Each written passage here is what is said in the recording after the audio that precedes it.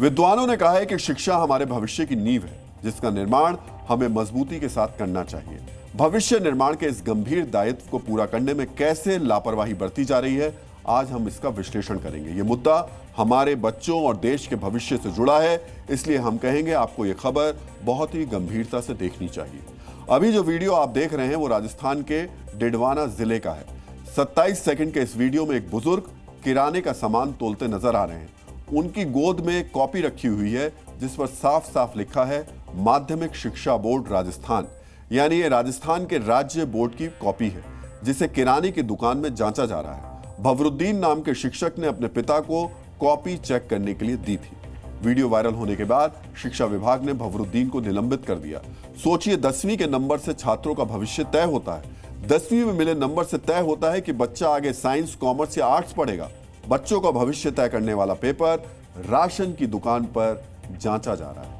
यह शिक्षक की लापरवाही और बदहाल शिक्षा व्यवस्था का हाल है। इस लापरवाही और बदहाली का खामियाजा आखिरकार बच्चों को ही भुगतना पड़ता है।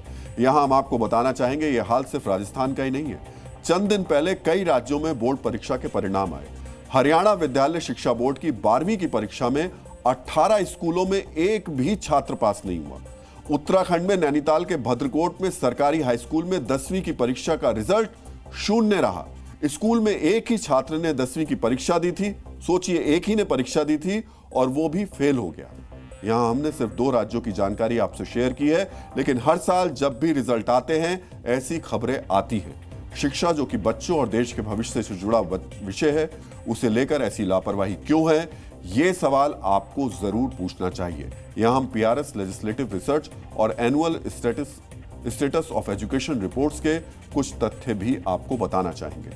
देश के लगभग 10% सरकारी स्कूलों में 1 या 2 शिक्षक ही पढ़ाते हैं। यही शिक्षक छात्रों को सभी विषय पढ़ाते हैं।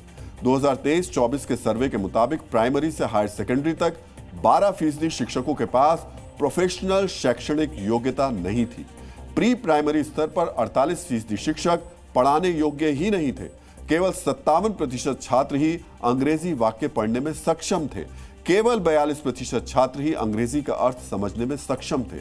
14 से 18 साल के सिर्फ 43% बच्चे ही गणित के सवाल सही ढंग से हल कर पाते थे। ये आंकड़े चिंतित और परेशान करने वाले हैं, क्योंकि ये प्राथमिक और हायर सेकेंडरी स्तर पर शिक्षा की बदहाली को बयान कर रहे हैं। इसे ऐसे समझिए, अगर नींव ही कमजोर है तो इमारत कैसे मजबूत होगी। इसलिए जरूरी है कि प्राथमिक और हायर सेकेंडरी स्तर पर शिक्षा में सुधार किया जाए।